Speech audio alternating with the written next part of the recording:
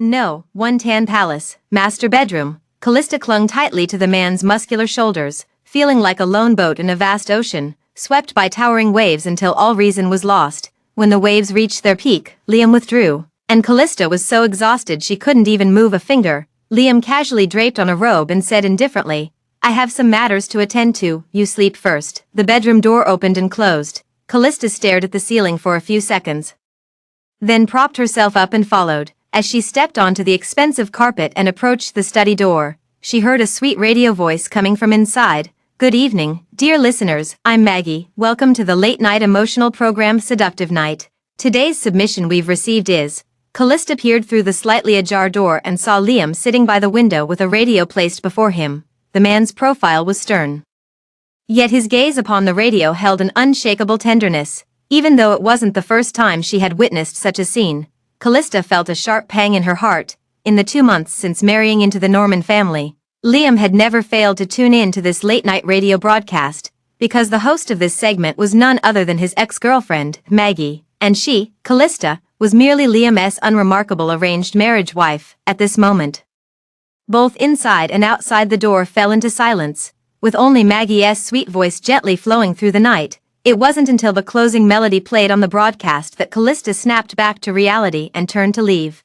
She hadn't been lying in bed for long when Liam returned as well. Feeling the mattress dip beside her, Callista leaned closer. Liam didn't push her away and asked softly, "Still awake?" Callista replied with a muffled voice, "My parents want us to come home for dinner tomorrow. Do you have time?" Liam remained silent for 2 seconds before speaking. "Last time we visited, your parents urged us to have a child soon. I don't like that, and besides, I have no plans for a child in the near future." Callista felt a sting in her heart. She held back for a moment but couldn't resist asking, "Is it because of Maggie that you don't want a child?" Liam's voice turned icy. "Whether we have a child or not has nothing to do with my feelings for her." The word feelings hit Callista like a hammer, the pain leaving her unable to utter another word. Liam had no intention of saying more and simply turned his back to her to sleep. Callista silently watched the man's broad back, her mouth filled with bitterness. She had finally married the person she had loved since her youth, but the one Liam held in his heart was not her. The next day, Liam still accompanied Callista back to the Moore family's home. He held Callista's hand with grace, like the most dutiful son-in-law in the world. Callista's mom saw this and felt satisfied in her heart, though she still said, "Liam, my Callista has a bad temper and a spoiled personality. She must have caused you a lot of trouble." Liam immediately shook his head and said, "Callista is wonderful. When I'm busy with work, she manages the household perfectly. She's great."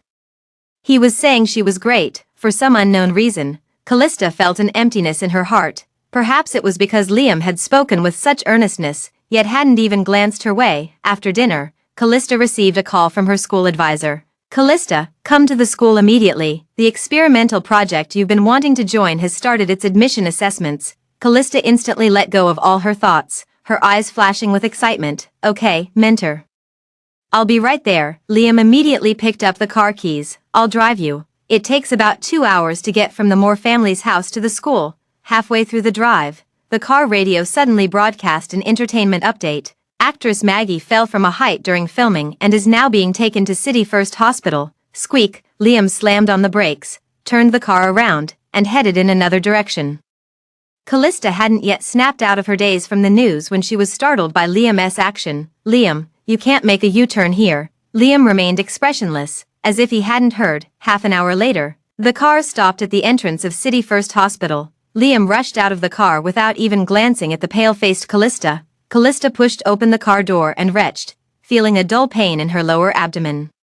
She shuffled step by step into the lobby when the pain suddenly intensified, causing her to collapse. Someone immediately cried out, "Nurse, come quick, she's bleeding." When Callista woke up again, she found herself lying in a hospital bed, surrounded by a group of doctors and nurses. A little further away stood Liam with a complicated expression, and a woman with her arm wrapped in bandages. Callista tried to sit up but was held down by the doctor. "Miss Callista, be careful. You're already 3 weeks pregnant." The doctor left after giving the necessary instructions. Callista touched her abdomen, feeling somewhat unreal. At this moment, the woman standing beside Liam spoke up. "Liam, it's already very kind of you to go out of your way for me, but now that your wife is pregnant, you should spend more time with her. I won't disturb you any further." Liam frowned, his tone leaving no room for refusal. Maggie, I'll see you out first. Callista only then realized this woman was Maggie, Liam's unforgettable ex-girlfriend. It had been a month since the wedding, and a month since she first learned the name Maggie. Callista had deliberately avoided looking up any information about this woman, never expecting to encounter her, especially under these circumstances. Watching the two figures walk away, Callista felt a sudden sting in her nose. Until the phone ring interrupted her thoughts, the mentor's voice was stern. Callista.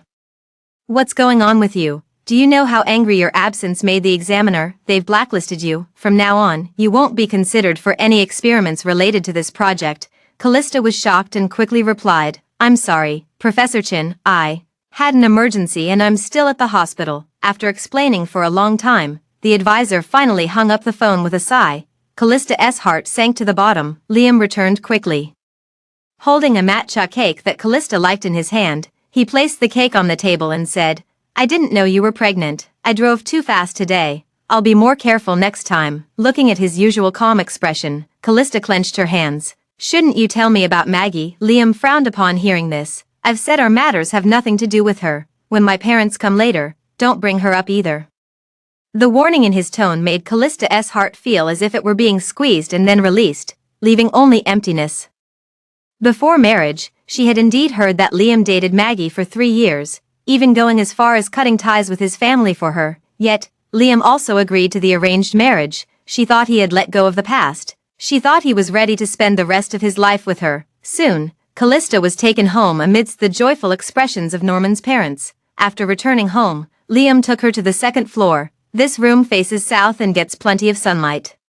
How about making it the nursery for the baby? Callista couldn't help but look at him and suddenly asked, Liam, do you think you'll be a good father? Liam nodded without hesitation. Of course I will. Callista pursed her lips and raised her hand, extending her pinky finger towards him. Come on, pinky promise. No changing for 100 years. Liam watched her movements, inexplicably feeling this scene somewhat familiar, yet his body obediently followed Callista's words.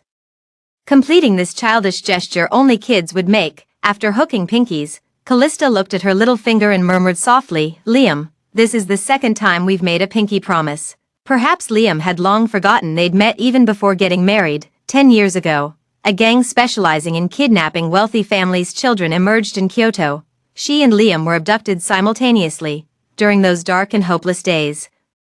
It was Liam who comforted her and made a pinky promise with her. Don't be afraid, someone will definitely come to rescue us, trust me. Or let's make a pinky promise. Things we've promised with a pinky swear will surely come true. Later, the police did indeed rescue them in time and provided specialized psychological counseling for the kidnapped children. The fear of being kidnapped gradually faded from Callista's heart, but the name Liam remained etched in her mind.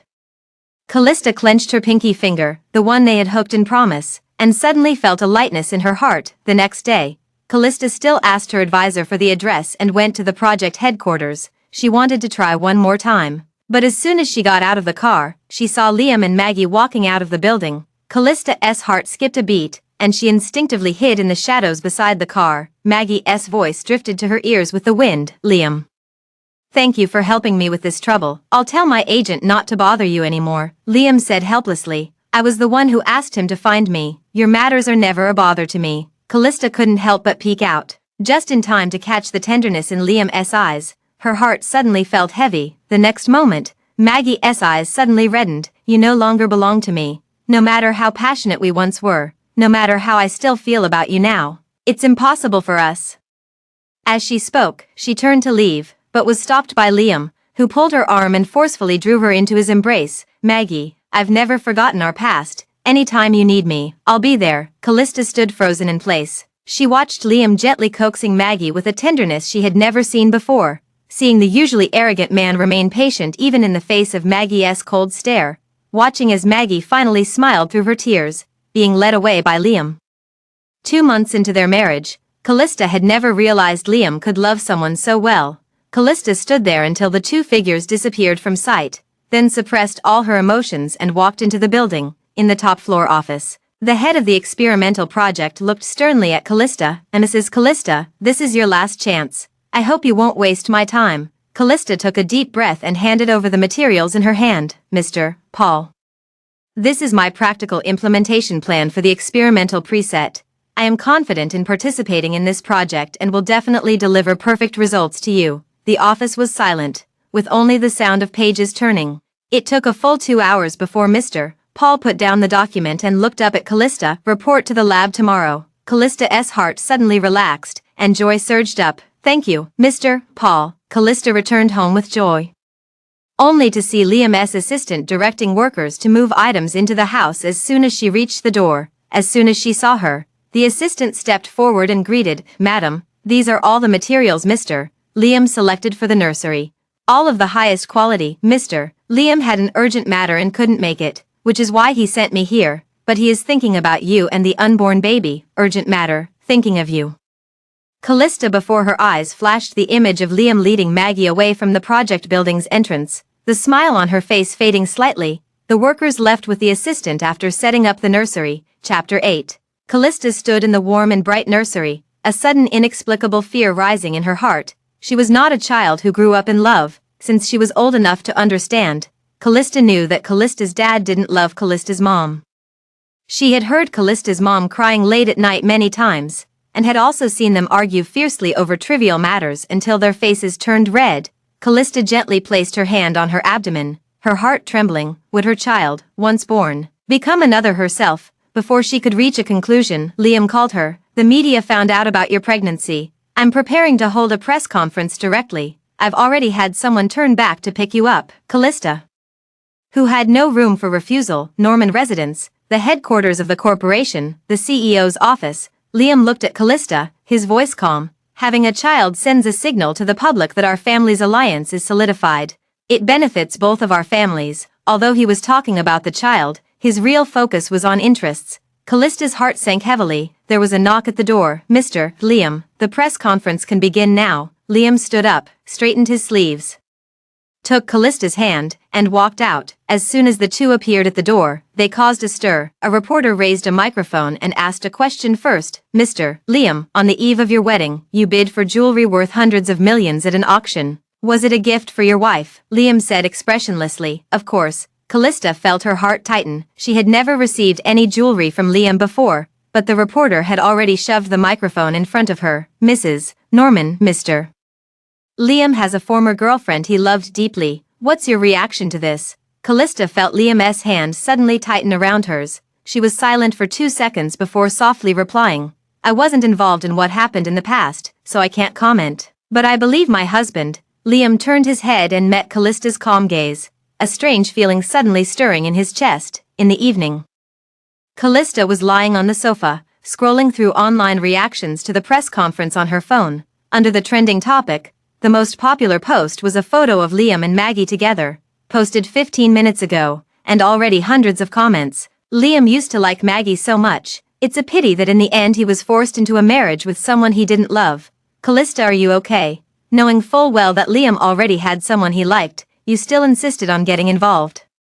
How is that any different from being a mistress?" Each word pierced through Callista's heart like a steel needle. Liam, noticing her pale expression, leaned in and asked, "What are you looking at?" He rested his chin on Callista's shoulder, and with a glance downward, saw those comments. The atmosphere instantly turned tense. Liam frowned slightly and calmly said, "Don't worry about such baseless rumors." Callista felt so suffocated she thought she might explode, staring straight at him.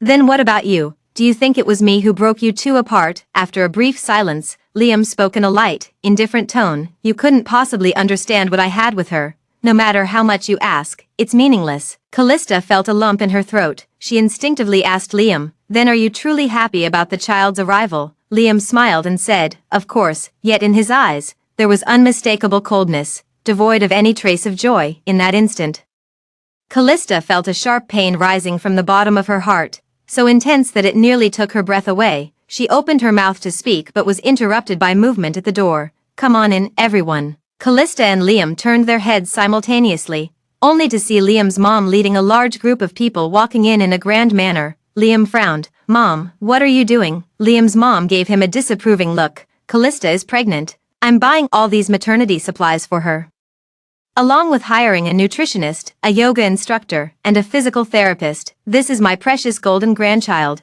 We can't be too careful." Liam flashed a hint of annoyance in his eyes and headed upstairs. "Do whatever you want." Liam's mom smiled faintly, her expression briefly stiffening before she took Callista's hand. Don't take it to heart, he's just like that. Callista clenched her fists, left with no choice but to remain silent. After dinner, Callista planned to practice some basic moves with her yoga instructor, but as she passed the study, she heard Liam's mom's stern voice. Liam, you're a father now, how can you still not forget that wretched woman? I checked the set of jewelry you bought, and it turns out it's registered under Maggie's name. You did this on purpose to humiliate Callista. Liam sneered. It was you who lied to me by claiming you had cancer. That's why I agreed to break up with Maggie. Chapter 11.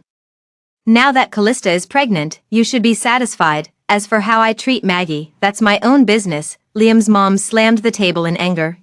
I knew I shouldn't have kept that low woman, Maggie, around back then. Liam spoke in a voice so cold it seemed to freeze the air. If you dare harm Maggie, don't blame me for doing the same to your beloved grandson. Callista stood there frozen, a chill running through every bone in her body. Suddenly, she recalled the wedding, when Liam held her hand and solemnly vowed, I, Liam, take you, Callista, as my wife, and promise from this day forward to faithfully fulfill all duties a husband owes. At that time, she thought her dream had finally come true, but now she realizes it was merely a dose of arsenic wrapped in sugar. Callista didn't know how she left, nor how she spent that night. Early the next morning, she returned to campus and found Director Chen. Director Chen, I've already clarified everything with the lab project leader. I'll report to the lab today. Chen looked at her seriously and said, Callista, you're my most promising student. This time, you absolutely cannot repeat the mistakes from last time. Oh, by the way, the project investor recommended someone to join us. You can head to the lab together. As he finished speaking, someone pushed open the door and walked in. The newcomer smiled and greeted her. Ms. Callista, it's good to see you again.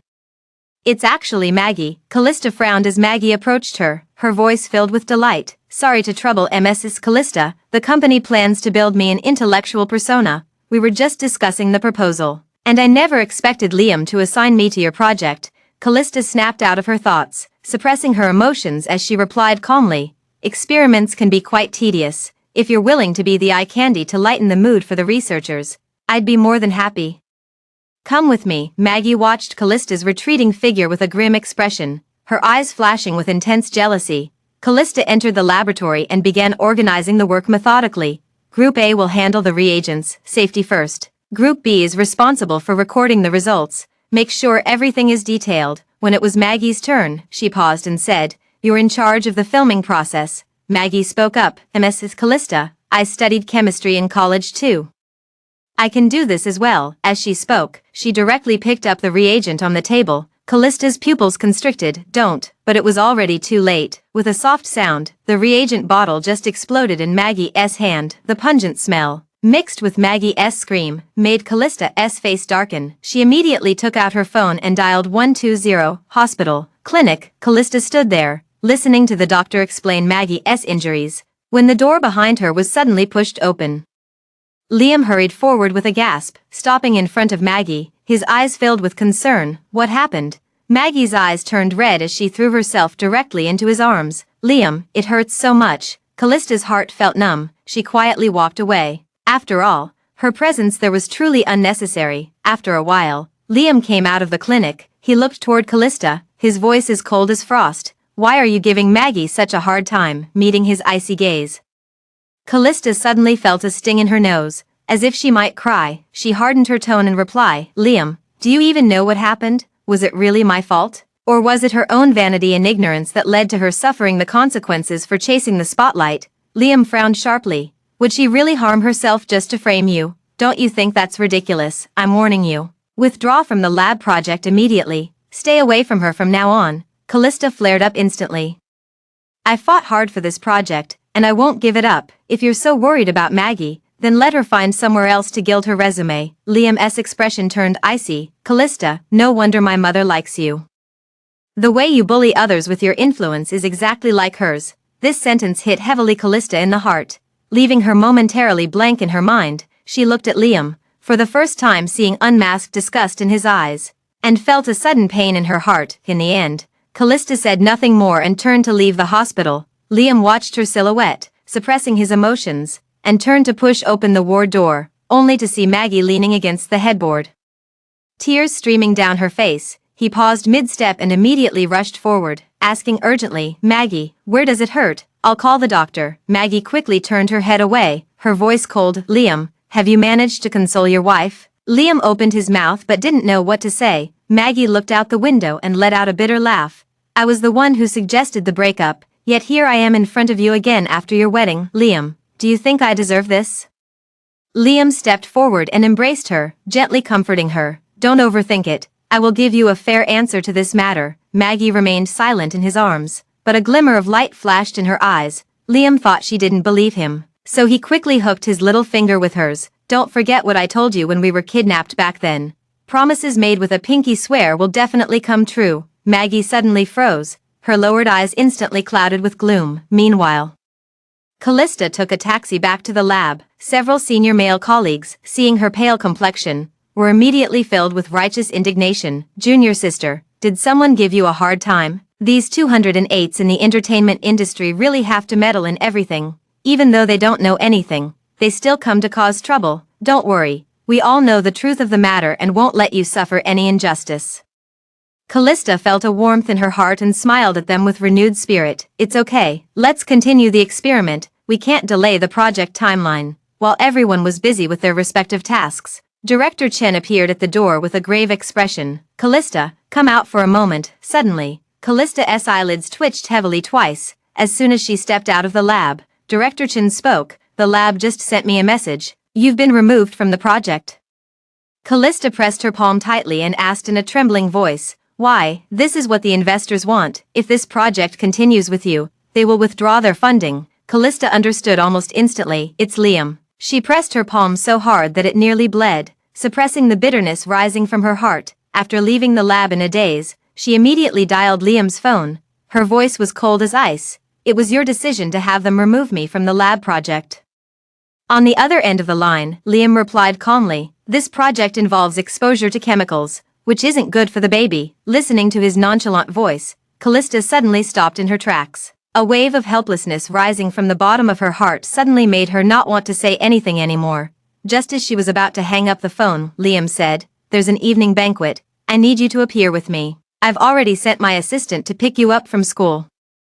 The call ended. Callista listened to the busy signal in the phone, closed her eyes tightly, and could only offer a wry smile. At 8 o'clock in the evening, Liam, holding hands with Callista, stepped into the venue. Faced with the reporters' cameras and microphones, he displayed a proper, polite smile. A reporter asked, "Mr. Liam, do you find married life different from what you had imagined?" Liam glanced at Callista and shook his head. "No. My married life with my wife is even better than I had imagined. She and I are very compatible in every way, and we get along very harmoniously." But at this moment, Callista coolly remarked, "I don't think harmonious is the right word to describe our relationship." As her words fell, under everyone's surprised gazes, Liam immediately let go of his hand and walked away directly. Liam stood there stunned, watching the retreating back of Callista, and then smiled at the waiting reporters. "I upset my wife the other day, and she's still giving me the cold shoulder." With that, he hurried after Callista. Meanwhile, Callista didn't even spare Liam a glance. Liam felt a stir in his heart as he gazed at her aloof profile. Callista seems different from the boring and well-behaved girl he had imagined. Callista left the banquet hall and went straight back to the Moore family's house. Callista's mom, worried, followed her into her room and asked, "What happened with your interview with Liam? Everyone is saying you two had a fight." "We didn't fight." Callista, after speaking, she fell silent for a moment before murmuring, "It's just that Liam is still entangled with his ex-girlfriend." Callista's mom was taken aback but eventually sat beside her and said gently, "In this day and age, who doesn't have a first love? Didn't you already like Liam? How long has it been since you got married, and you're thinking of giving up?" Seeing Callista's stunned expression, Callista's mom sighed and took her hand, placing it on her own abdomen. "Just try again, for his sake." Callista's mom patted her hand and stood up to leave. As soon as she came downstairs, she saw Liam being led in by a servant. Liam respectfully greeted her, saying, "Mom, I'm here to pick up Callista." Callista's mom looked at him, her expression turning cold for the first time as she spoke slowly. "Liam, even if it's an arranged marriage, it's still a marriage. You must remember whose husband you are." Liam was taken aback, his previously indifferent expression fading slightly. "I know." He walked into the bedroom and immediately apologized to Callista. "I was wrong today. I won't do anything that disregards your feelings again. You mentioned before that you wanted to visit the resort in Osaka. I've already booked a spot on my way here. Let's go relax for a while." After a long while, he finally heard Callista's reply. "Okay." Liam had arranged everything, and the two spent 3 leisurely days at the mountain villa, giving Callista an illusion of returning to their honeymoon period. On the last day, the two went to soak in the hot springs together. Callista wore a red swimsuit. As she tentatively sat down in the pool, she was pulled into a scorching embrace. She exclaimed in alarm, "Liam, I'm still pregnant." The man's thin lips brushed against her ear. "It's okay. 3 months have already passed. It's stable now." The man's movements were skillful, Callista helpless to resist. The water rippled against the edge of the bath, creating wave after wave of restrained passion. It took a full 3 hours before Liam finally led Callista out of the hot spring pool, thoroughly satisfied. As they passed through the lobby, Callista noticed the noisy commotion inside and was curiously looking around when she felt Liam come to a sudden stop. Following Liam's gaze, she turned her head and saw, at the lobby entrance, Maggie stood in her filming gown, her eyes red as she stared at Liam. The next moment, Callista felt the hand held by Liam suddenly go empty. Liam took a step forward but abruptly stopped. Then, as if making up his mind, he turned and led Callista away, back in the room. Callista heard Liam's assistant send a voice message. "Mr. Liam, it's confirmed. The film crew Miss Lynn is acting with has rented the other side for shooting." Clearly Liam had chosen her, yet the entire room felt suffocating, as if deprived of oxygen. Seeing Liam's silent demeanor, Callista stood up. "I'm going out for a walk." Liam sat there, seemingly unaware of anything.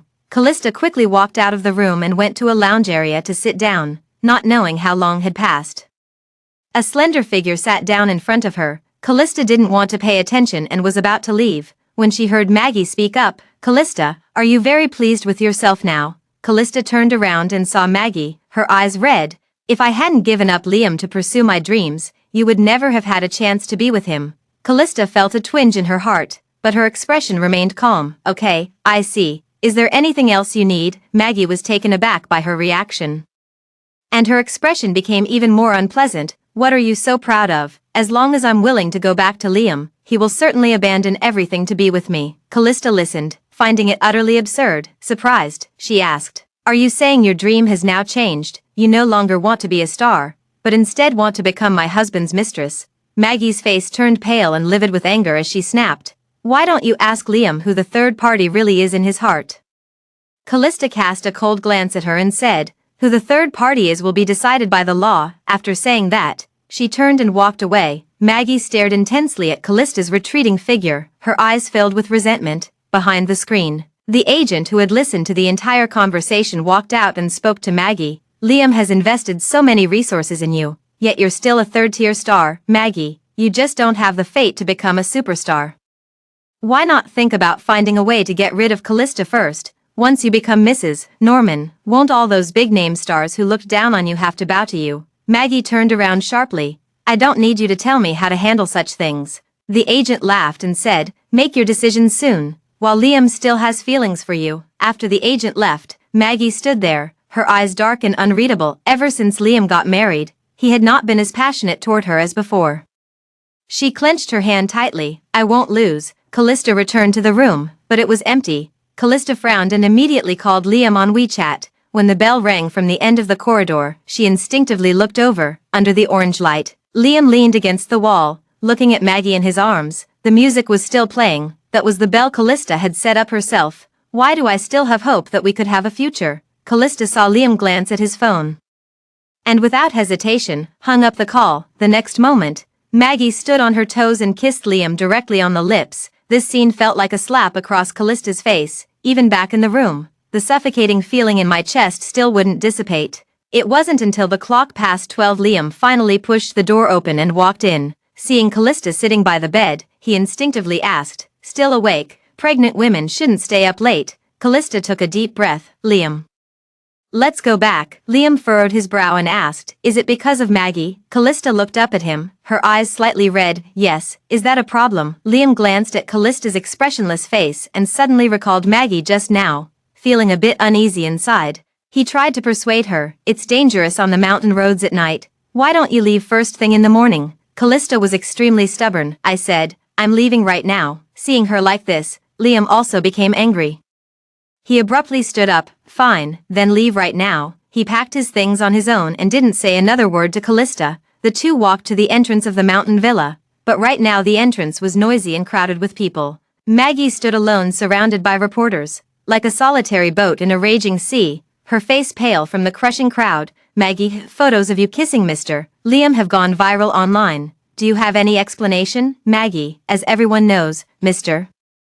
Liam is already married. Are you knowingly becoming the other woman? Maggie, do you feel you can't survive in the entertainment industry anymore and want to become a caged golden canary for the wealthy, with long and short guns, asking sharp questions? Maggie looked as if she might collapse at any moment. Callista watched in silence. However, the next moment, the man beside her dropped the suitcase and rushed forward. He pushed Maggie into his arms, shielding her, facing the reporters. Liam spoke word by word with deliberate emphasis. My relationship with Maggie is not the sordid affair you speculate. She will always hold the most important place in my heart. Amidst the uproar, Liam unhesitatingly shielded Maggie as they strode away. Callista stood at the entrance of the hall, watching the retreating figures of the two, feeling as if the night wind had chilled her blood to ice. After a long while, she smiled bitterly, then silently left. Immersive translate, Norman's family. Norman's family young master caught kissing a third-tier actress at a hot spring. Norman's family parents' loving relationship was just pretense.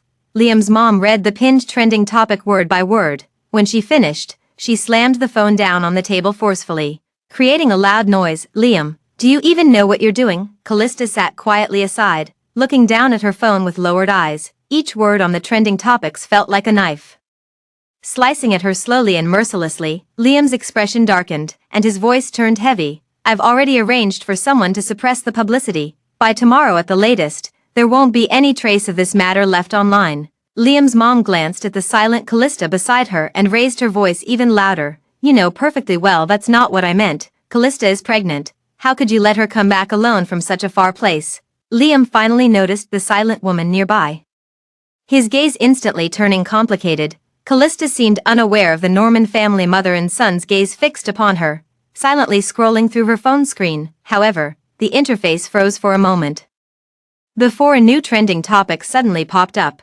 Hashtag those years, our loving past hashtag. Callista felt a tremble in her heart and instinctively clicked on that topic. Liam and Maggie's photo together suddenly appeared. Although they looked young and inexperienced, their sweetness was obvious to everyone, and the top few hot comments were, Maggie is clearly the one best suited for Liam. Okay, they were in love, but eventually separated because of their backgrounds. It's such a pity. Our Maggie was the one who broke up with Liam back then, just to let him go back and give him a bright and glorious future. I love you, but I can't be with you. What a tragic pair we are. That arranged marriage partner, Callista, is actually the third party. She's a malicious female antagonist who destroyed someone else's relationship. The number of comments kept increasing, filled with blessings for Liam and Maggie, but filled with curses toward her. Callista watched, feeling as if her heart was being scraped away layer by layer, until finally, only an empty shell remained. Suddenly, she found herself ridiculous, actually stepping into a marriage because of a momentary impulse and sincere feelings. She turned off her phone and went straight into the bedroom. Not until she finished showering Liam came in from outside. Callista ignored him, continued drying her hair, and then turned on Maggie's radio show, listening to the familiar voice. Liam instinctively looked toward Callista, and spoke in a somewhat dry tone. What are you doing? I've already taken care of those things online. Callista held a towel and softly asked, then what about the person who orchestrated this entire incident? What will you do with them? Seeing the sudden change in Liam's expression, Callista quirked her lips slightly. It seems he knew that the one who manufactured and guided public opinion was Maggie, but even so, he couldn't bear to hurt her. Liam said coldly, the matter has been settled, yet you still won't let go. What more do you want? Seeing the impatience and annoyance in his eyes, Callista felt as if her heart was being squeezed. After a long silence, Callista finally spoke hoarsely. All right, I understand. She realized that the promise made with a hooked finger could also be false. As soon as it dawned the next day, Callista went directly back to the Moore's house, seeing Callista's mom with a worried look.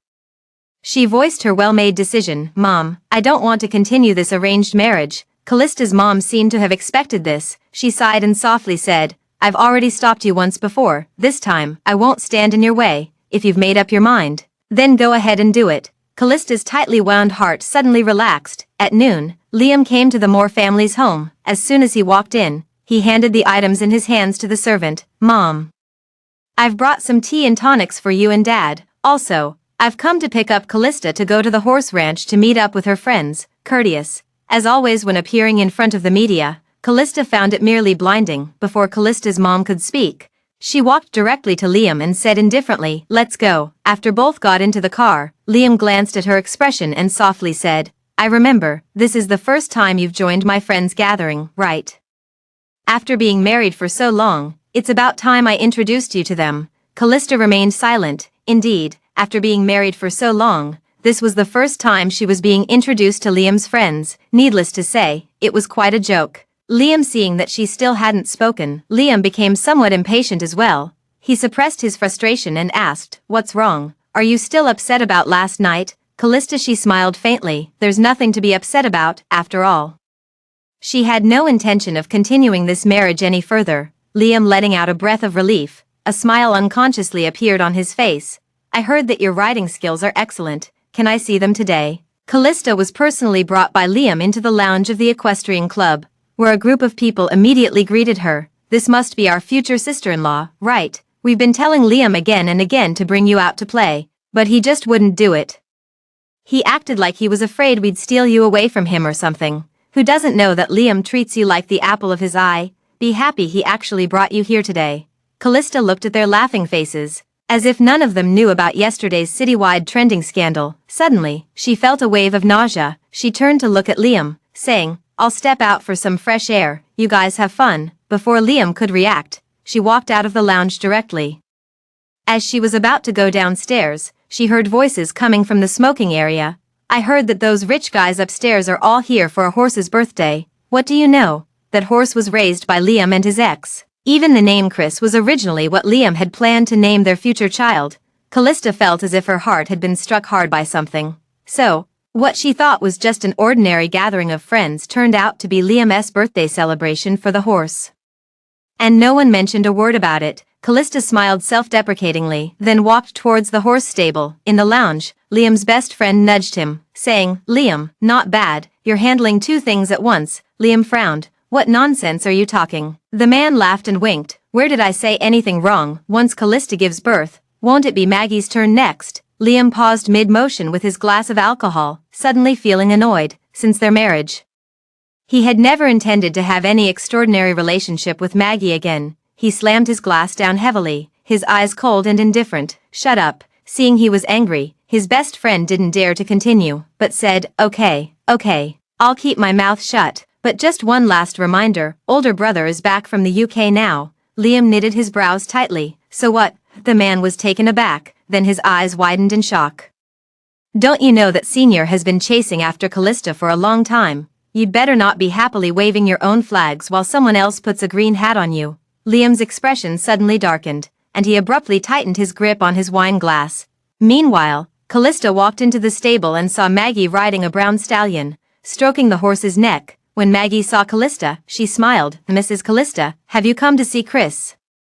Liam and I spent quite some time deciding on the name when we raised him. What do you think of the name Chris?" Callista looked at her with a faint expression and said, "That name is nice, but I wonder what you and Liam will name your child in the future. She is about to get divorced, so Liam and Maggie can be together without any obstacles, and they will naturally have children." Maggie's face turned ugly. She looked at Callista's slightly bulging stomach and suddenly sneered. "You don't need to worry about the name of my child with Liam, but you won't even have the chance to name your own child." The next second, she fiercely whipped the horses but, with a neigh, the horse charged straight toward Callista. Chapter 26. Seeing the horse about to hit her, Callista, with no way to avoid it, simply stepped forward and grabbed the reins, pulling them hard, on the horse's back. Maggie was caught off guard and was thrown from the horse's back, landing heavily on the ground. Although Callista avoided being directly hit by the horse, she was still knocked to the ground. The pain in her abdomen made her face turn pale. She was clutching her stomach when she suddenly heard urgent footsteps approaching from the stable entrance. Callista looked up and saw Liam rushing straight toward Maggie. Maggie, held in his arms, said with a pale face, "Liam, I just wanted to see Chris for a moment before leaving." But Mrs. Callista insisted on grabbing the reins, deliberately making Chris lose control. Liam turned his head immediately toward Callista upon hearing this and snapped, "The horse belongs to both of us.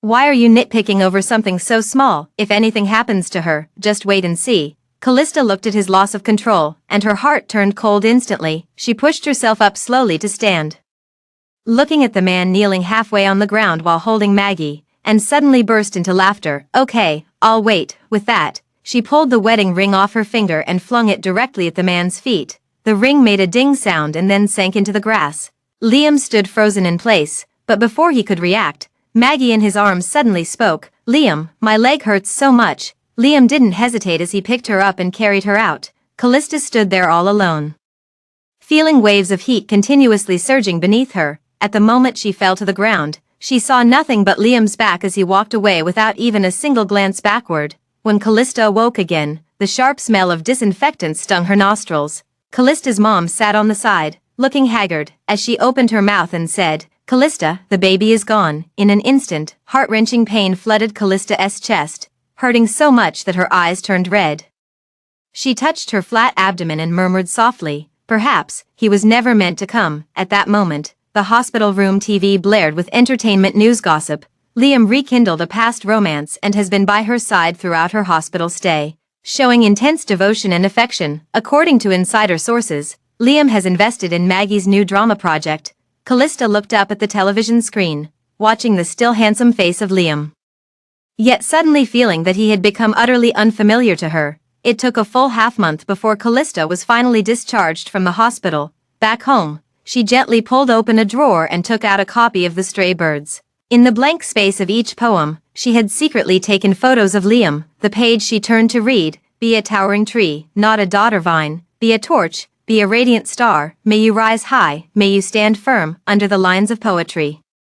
There was also her own handwriting from the past. "If you love someone, don't be afraid of getting hurt, but if they hurt you 3 times, then don't look back." Callista brushed her fingers over those words and suddenly wept silently.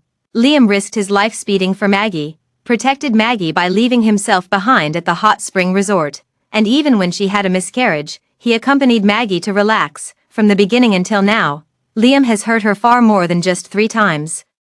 Callista wiped the corner of her eye, looked at the words "Don't look back," and softly uttered a single word: "Okay." She had made a promise to her past self. Then, she threw the copy of the collected poems of flying birds with the photo directly into the trash bin and walked out the door. "Mom, I want to go abroad for further studies." Callista's mom, without asking anything, simply said, "Okay, I'll make the arrangements." Callista returned to Norman's house to pack her belongings.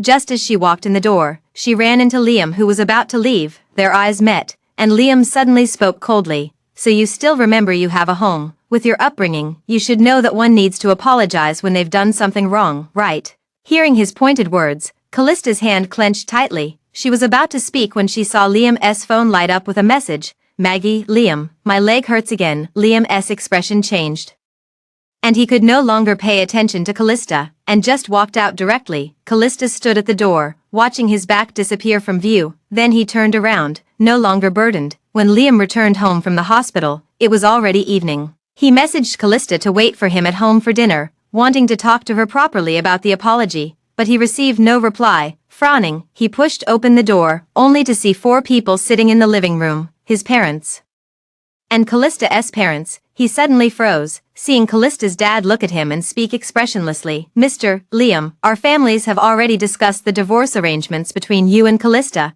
Come here and sign this divorce agreement."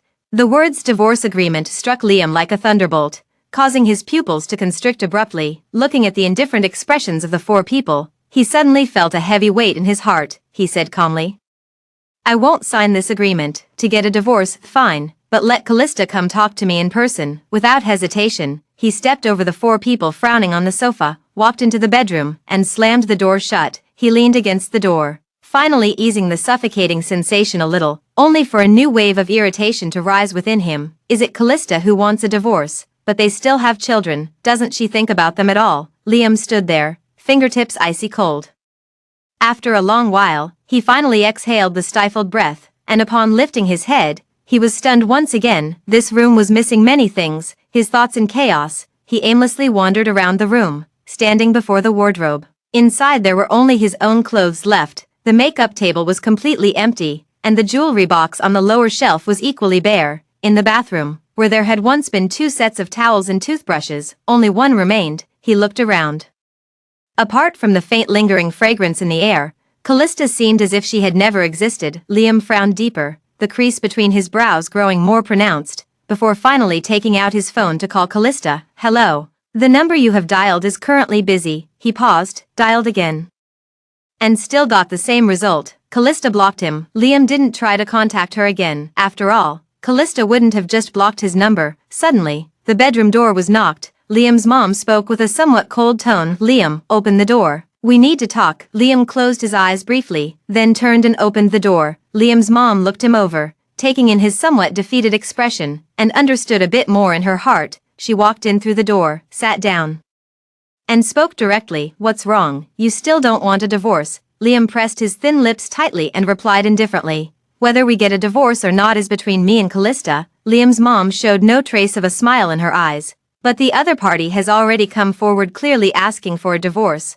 What's the point of you insisting on holding on? I told you a long time ago to treat Callista well, but did you listen? No.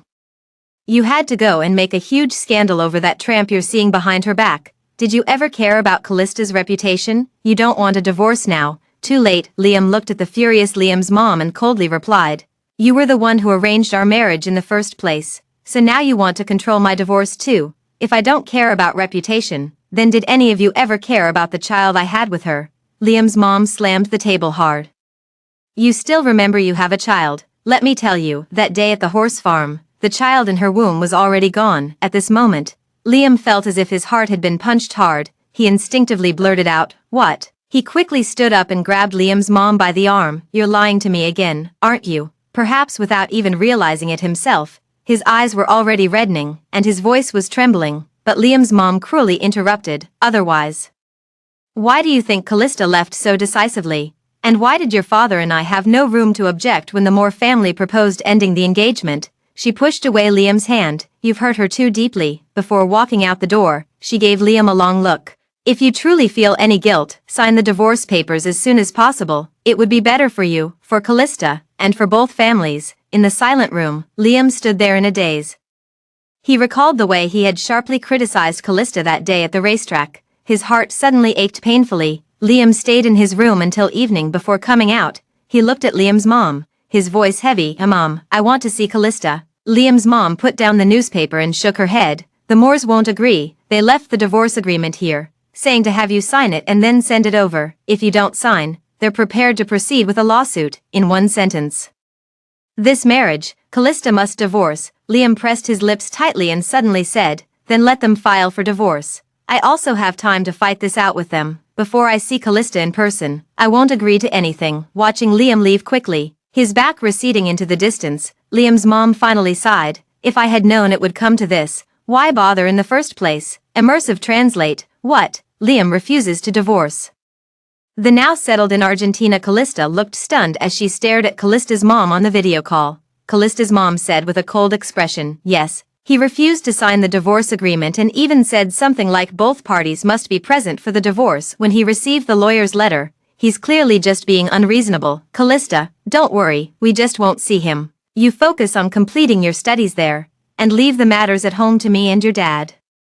Callista was momentarily dazed before nodding. "Okay, sorry to trouble you and Dad." After ending the video call, Callista looked at the gloomy weather outside and suddenly felt a heaviness in her heart. "Liam, what exactly do you want to do?" This thought only briefly flashed through her mind, and she didn't dwell on it further. At the moment she decided to let go, Liam's thoughts and actions had nothing to do with her anymore. Callista takes out her cell phone, finds the number her advisor gave her before she left the country, and dials it. "Hello.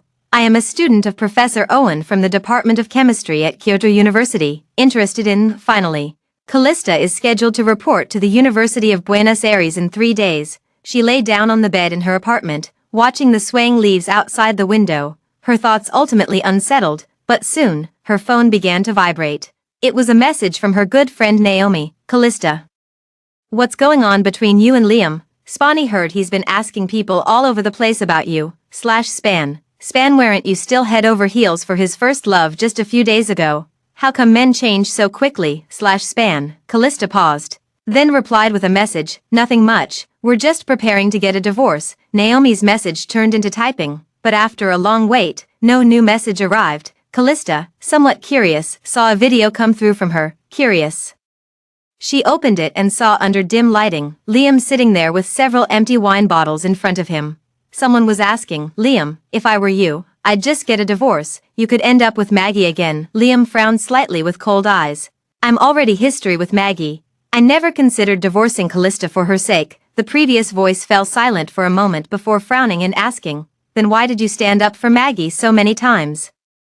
The video froze on Liam's stunned expression. Callista watched, a faint self-mocking smile flickering across her eyes. "Liam, are you always unable to see your own heart clearly?" Before she could think further, Naomi's message popped up again. "Naomi, this was sent to me by someone else. I told them Liam is such a tough talker. Isn't it obvious who he likes?" Callista hadn't replied yet when she heard a knock at the door. She put down her phone, walked over, and opened the door. She was immediately taken aback. "The person who was just in the video call on my phone is now standing at the door."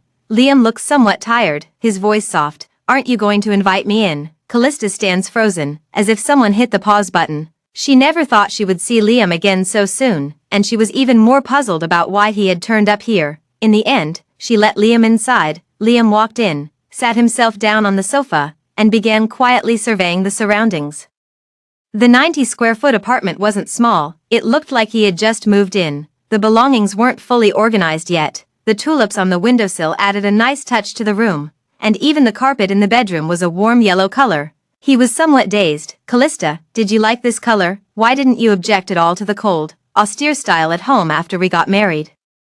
Liam, while thinking about this, saw Callista place a glass of water in front of him, and then she sat down across from him. Callista, with no emotion, asked, "Did you come here to discuss divorce?" Liam's heart skipped a beat, and he instinctively replied, "I've never thought about divorce." Callista stared at him fixedly. "But I want to." Liam's expression tightened, the hand holding the cup slowly clenched, and then he took a deep breath. "I know about the child now, Callista, I'm sorry. At that time, I didn't know you were. If I had known, I would have definitely taken you to the hospital first." Callista paused. It seemed this was the first time Liam had ever explained himself to her, but explanations after the fact were too useless. They couldn't save the child she had lost, nor could they shake her resolve to leave. Callista tightened her hand and slowly spoke. "Even if our child hadn't been harmed, you and I couldn't give him a complete family. Liam, ask yourself honestly. Can you truly be a good father?" Liam was just about to speak when his phone lying on the table suddenly lit up. "Caller, Maggie." Seeing Callista's expression instantly fade, Liam instinctively hung up on Maggie's call. He didn't realize at all that this was the first time he had chosen Callista over Maggie. At a moment when he was needed least by Callista, the phone call broke the previous standoff, yet plunged them into an even icier silence. Liam parted his lips hesitantly, his voice uncertain. "Callista, I've thought it through carefully. I truly never intended to have any further involvement with her. I'm perfectly clear about who my wife is." Callista responded coolly. "What you need to consider now is how to face the media after our divorce, and the losses the company will suffer from the subsequent cancellation of the alliance between our families." She curled her lips slightly. "Isn't this exactly what you've been doing?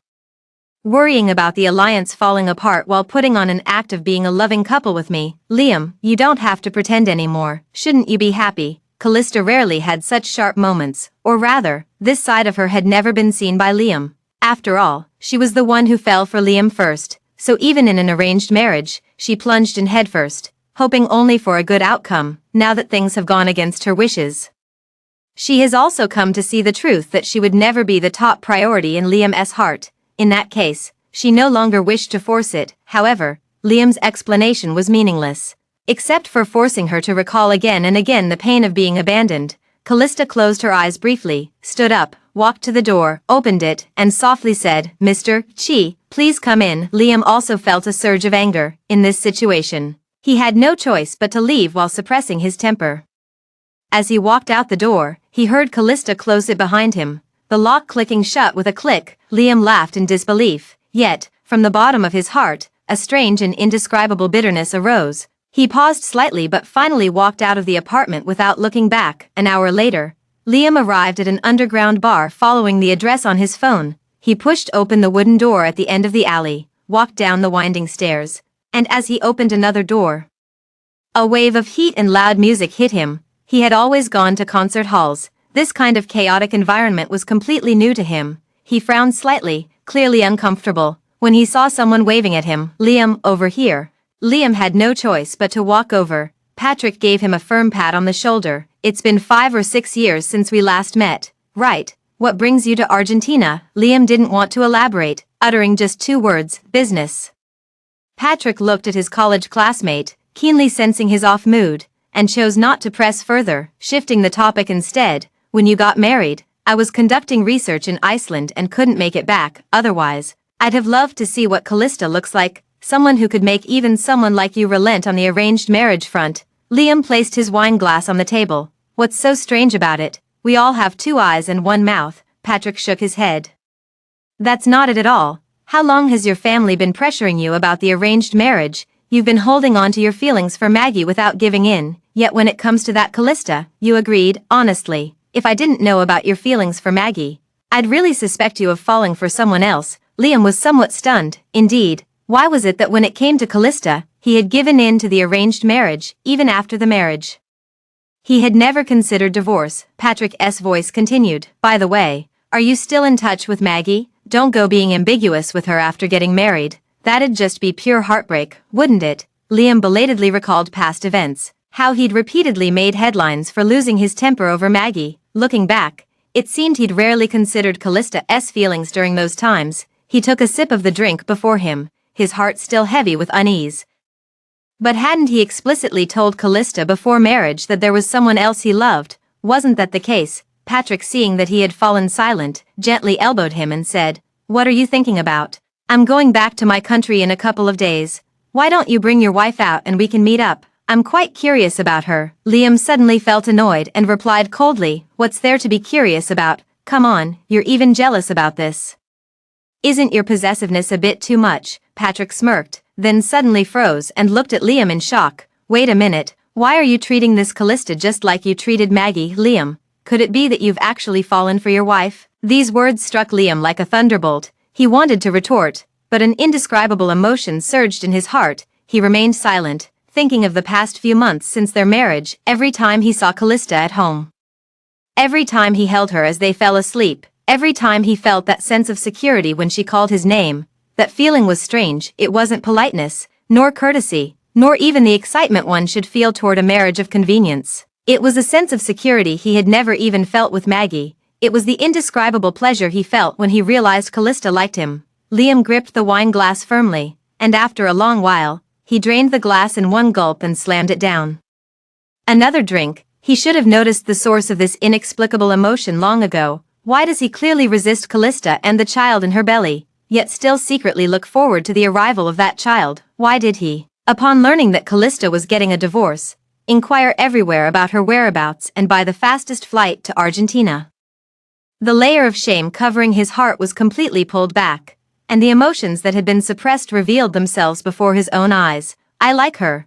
Liam had long fallen in love with Callista already. Liam drove back to the building where Callista lived again. Outside the car, fierce winds were blowing, and the tree shadows were swaying. He sat inside the car, the howling wind echoing the turmoil in his heart, not knowing where to put his feelings. He could only look up at the light shining from Callista's apartment window, trying to imagine what she might be doing. But in the end, Liam closed his eyes with a bitter smile. He knew absolutely nothing about Callista. Since their marriage, he remained unaware of her preferences or how she spent her free time. The only thing he could recall was her indifferent expression and determined words about wanting a divorce during their meeting that afternoon. Liam raised his hand and rubbed his face hard. When his phone rang again, the assistant's voice sounded somewhat panicked on the other end. "Mr. Liam, something's wrong with Miss Lynn. She insists on checking out of the hospital, but the doctor said her leg injury hasn't healed yet." Liam replied indifferently. "If she wants to leave, let her. She has her agent to take care of her." The assistant was taken aback, but before he could speak, Maggie took the phone directly from him. Maggie calmly said, "Liam, thank you for taking care of me during this time. I don't want to bother you any further." In the past, whenever she treated Liam with this aloof yet close attitude, Liam would get anxious, then look at her with indulgent helplessness and agree to any of her requests. But this time, all Maggie got from the other end of the phone was a slightly cold hum. Maggie suddenly widened her eyes, but seeing her assistant nearby, She had to maintain her composure, handing the phone over.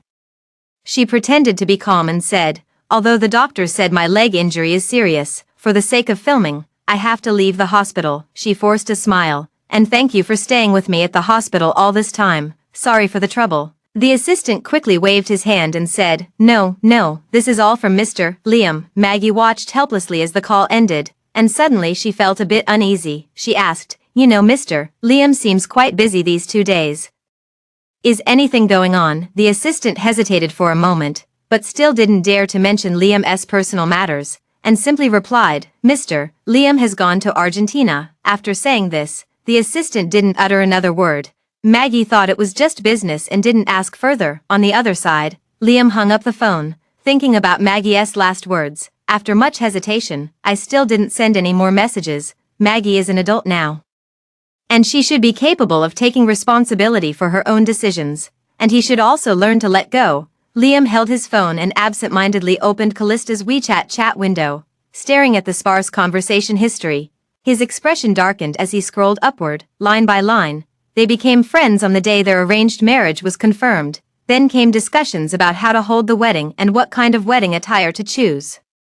It was clear that Callista was looking forward to the wedding, as she was the one actively sending options for consideration. He rarely responded, ultimately selecting their wedding attire based on his own preferences.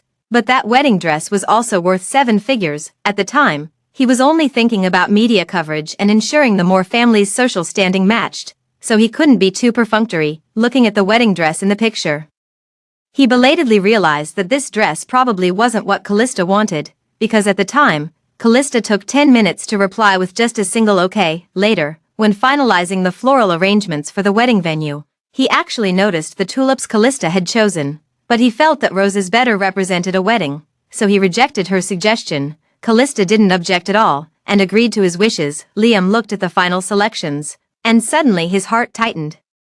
Nothing on this wedding was to Callista's liking. With a flash of lightning, the rain poured down, hitting the windshield as chaotically as Liam's heart at that moment. In the distance, a silver-gray Maserati slowly approached and came to a precise stop right below the apartment building. Then, the person who stepped out of it made Liam suddenly tighten his grip on his phone. Rex. Liam wasn't sure why Rex would be here at this time, but he remembered his friend mentioning that Rex had been chasing after Callista. A sense of oppression unlike anything he had felt before surged in his chest.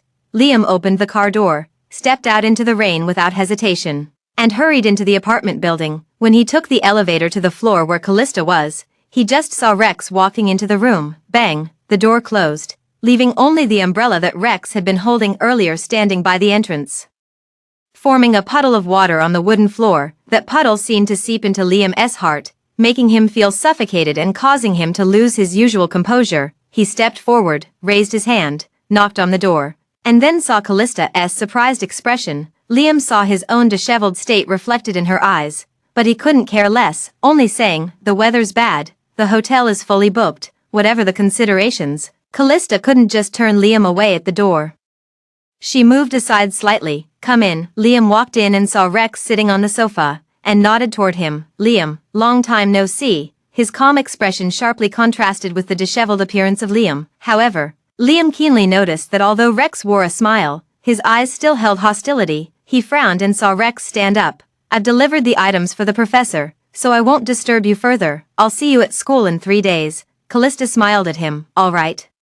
The weather isn't great, so be careful on your way back." Rex smiled faintly. "There's a driver. If he can't handle this kind of weather, I might need to reconsider whether his high salary is justified." Seeing the two conversing familiarly, Liam sat there feeling cold, with his wet clothes clinging to his body. The door opened and closed, and Rex left. When Callista turned around, she saw Liam looking at her, his eyes shining with a light she couldn't understand.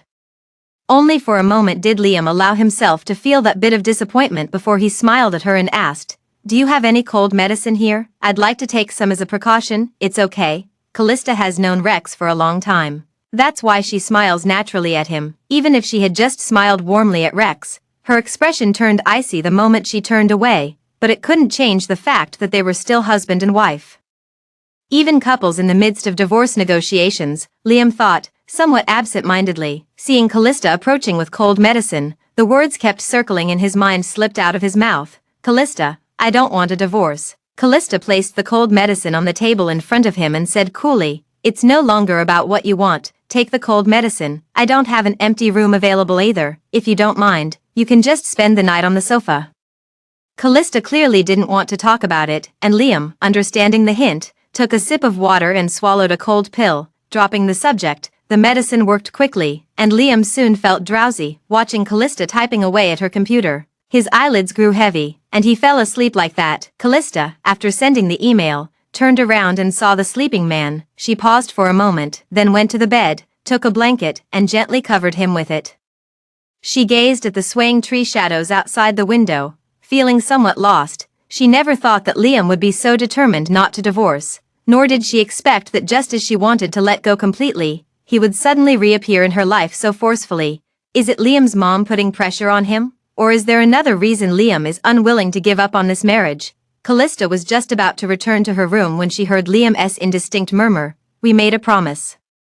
I won't break it, Maggie. When Liam woke up the next day, he felt completely disoriented about what day it was. His attempt to prevent catching a cold failed, his head felt heavy, and his voice sounded stuffy. He was miserable, yet beneath the misery, there was a faint glimmer of secret delight. Callista isn't a cold-hearted person. Last night, she let him stay over because the hotel was fully booked. Now that he's genuinely sick and has nowhere to go, perhaps she could. Liam was just thinking when he heard the bedroom door open. He looked over and froze. Didn't you sleep well last night? It was truly because Callista's dark circles were too severe, and her expression was unusually cold.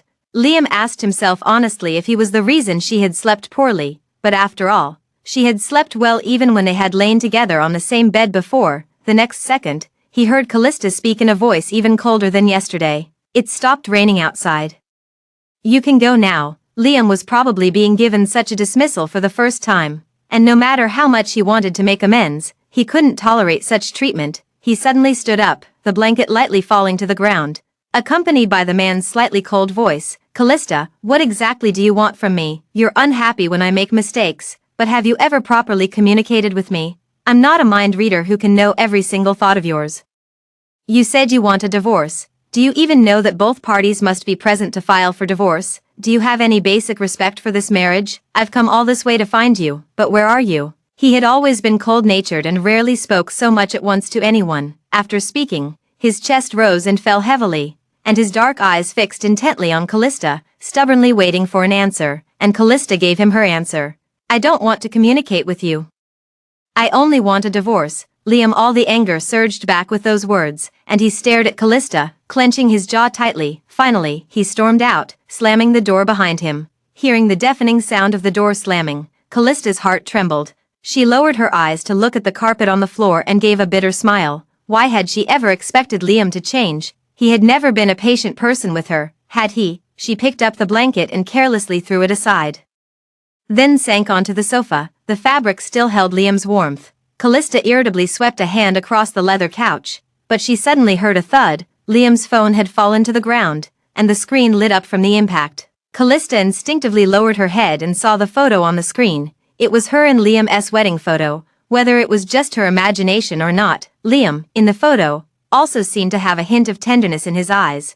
Callista pressed her lips together, picked up her phone, and saw a series of message notifications popping up one after another. They were all from Maggie. The message wasn't fully displayed. Callista could only see a few lines. Liam, I'm boarding the plane soon. Liam, you promised to take me to see everything. As message after message popped up, Callista intended to mute her phone, but accidentally opened the message instead. Liam's phone wasn't set with a password, so she simply jumped into Maggie's chat window.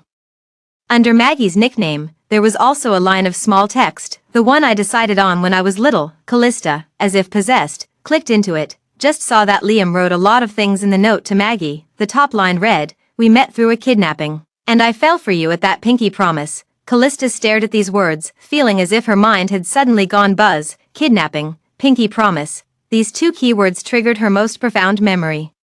The scene that made her remember Liam became the reason Liam fell in love with Maggie. What happened in between?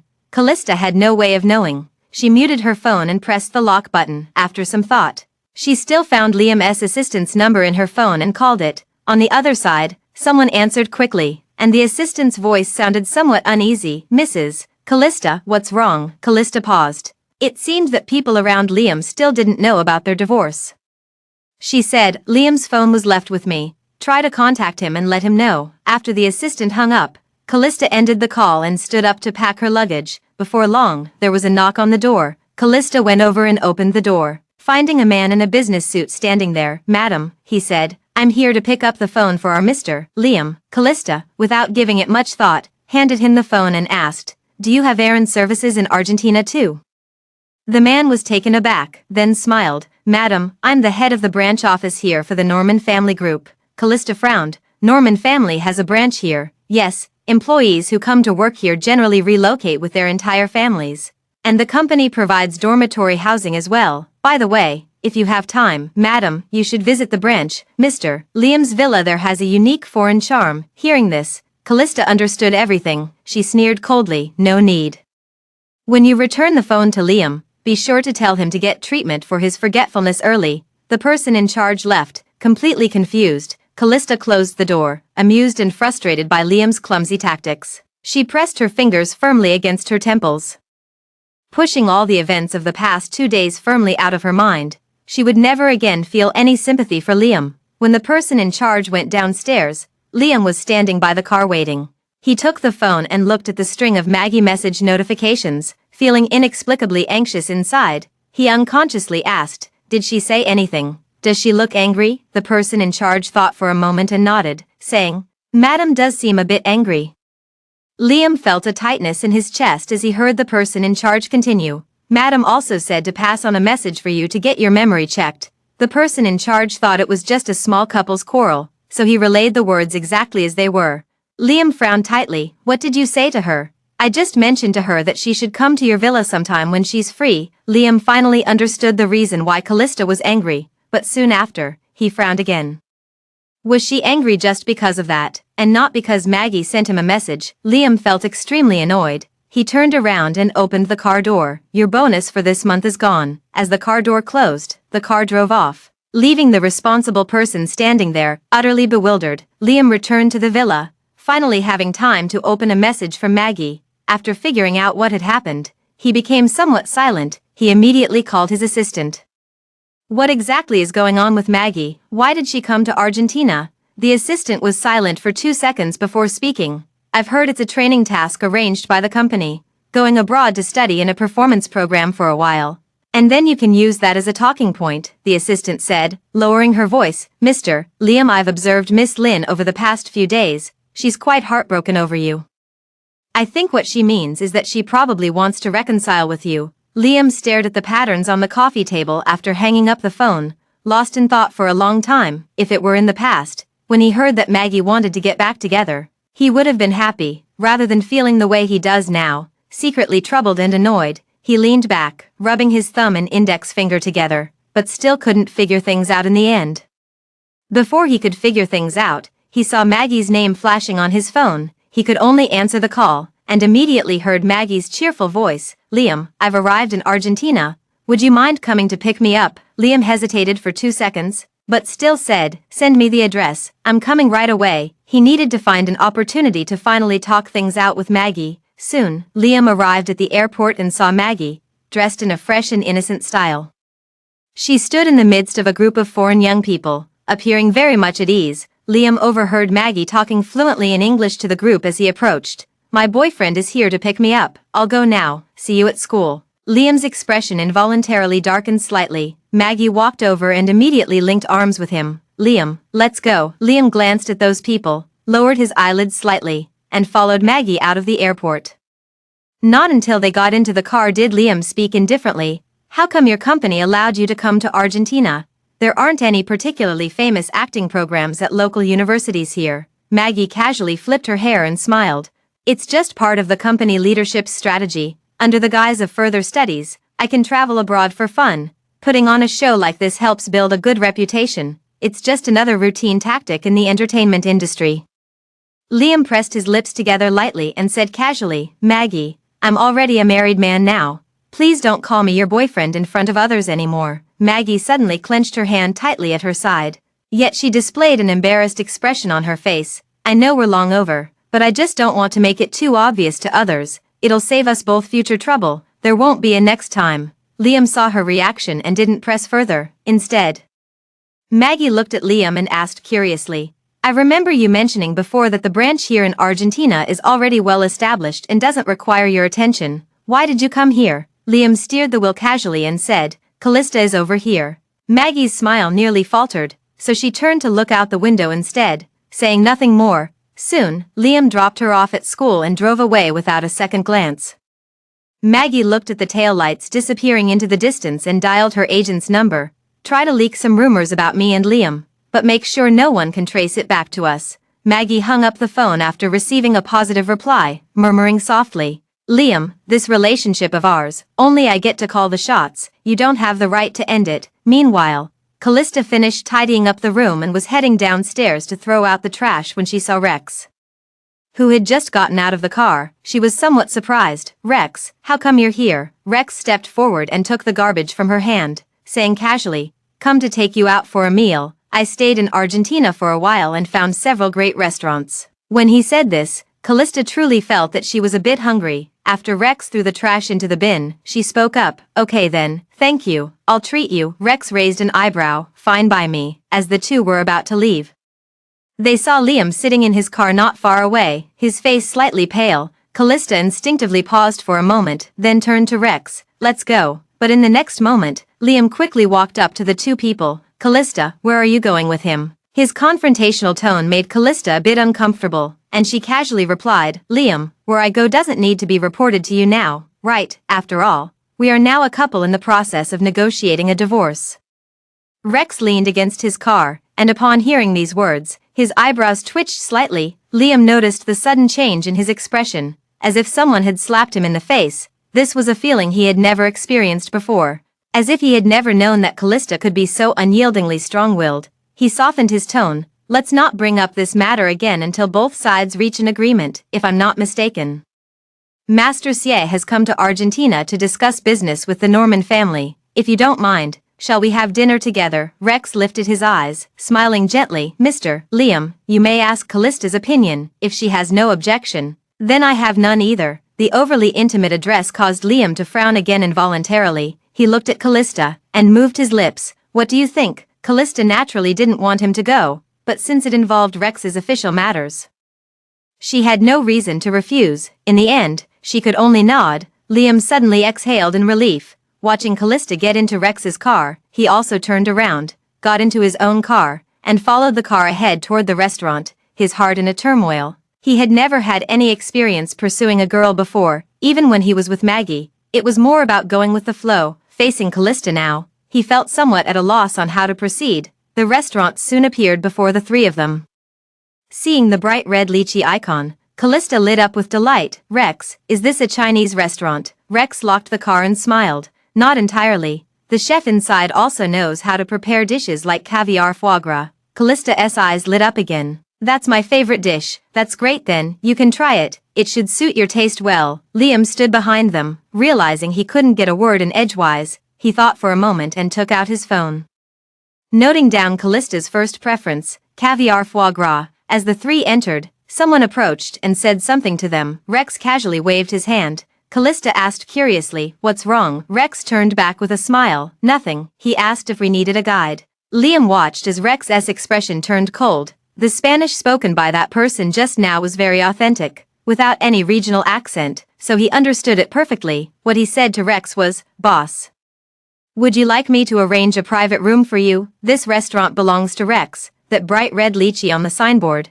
Liam clenched his fist, feeling a sudden sense of crisis rising in his heart. In places he couldn't see, someone was loving Callista quietly and selflessly, not even caring whether Callista understood their feelings. Liam couldn't help but look at Callista, feeling somewhat helpless as he watched her act so unguarded around Rex.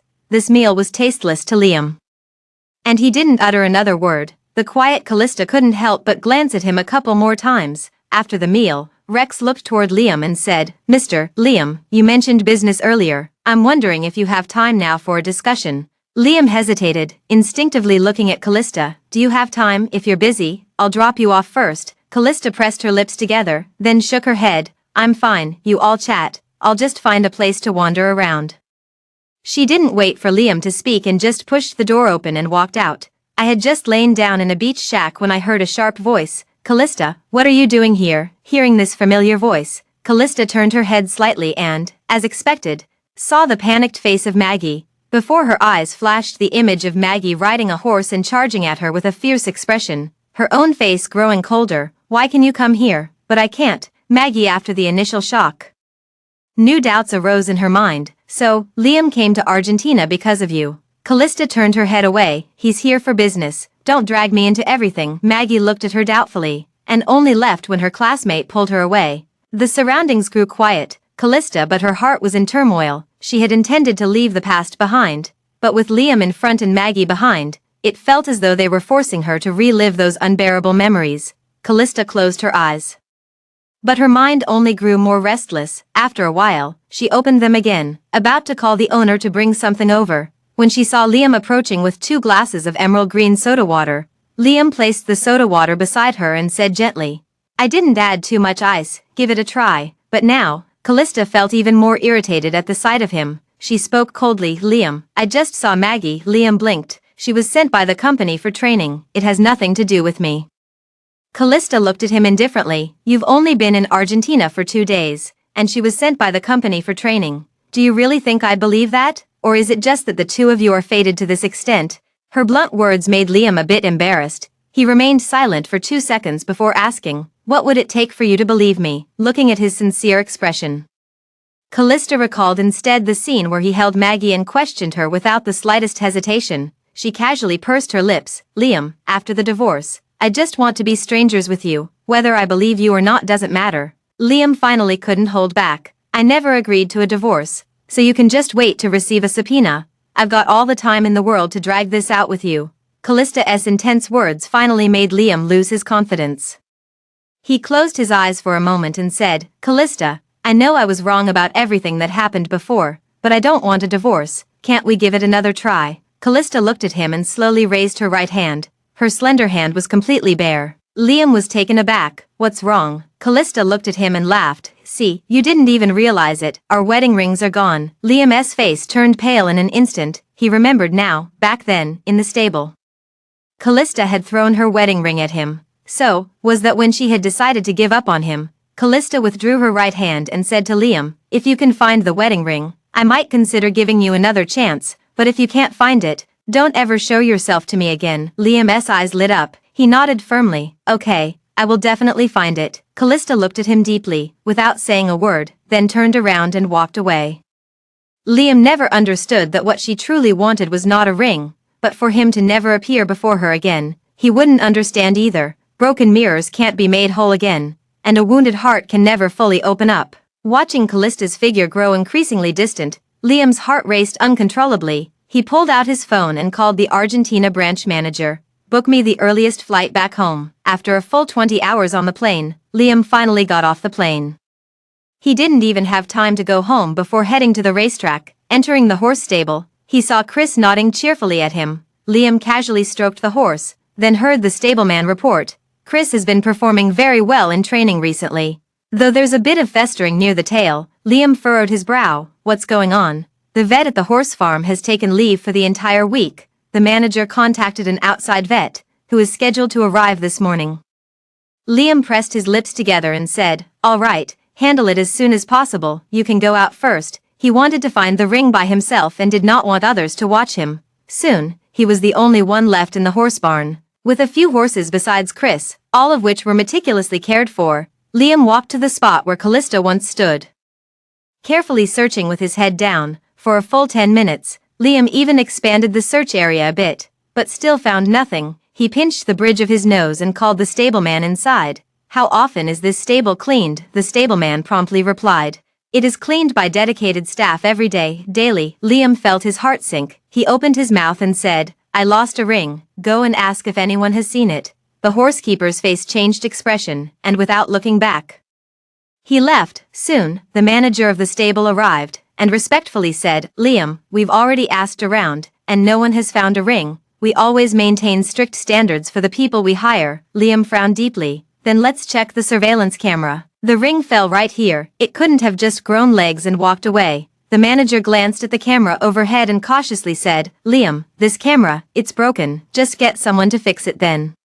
Can't you handle even this small task?" Now the supervisor understood Liam's determination about the ring, nodded repeatedly, and hurried out in a fluster. Liam stood there, listening to the horse snorting, feeling somewhat dazed. Why that day when he stood here, did he without hesitation accuse Maggie of Callista, and why, when both had fallen to the ground, did he help Maggie first? On the day of the wedding, he had already decided that even if it was an arranged marriage, he would still treat Callista well, right? Countless questions swirled in his mind, echoing over and over again, nearly robbing him of the ability to think. He didn't know how long had passed before the manager finally came back to call for him. "Liam, the surveillance system has been restored." Liam came back to his senses and headed directly toward the monitoring room. Inside the monitoring room, the stable was displayed on the screen. On the screen, Maggie, riding the horse, and Callista, standing there, remained frozen in the frame. A staff member explained beside him, "Liam, our surveillance system records audio and video synchronously.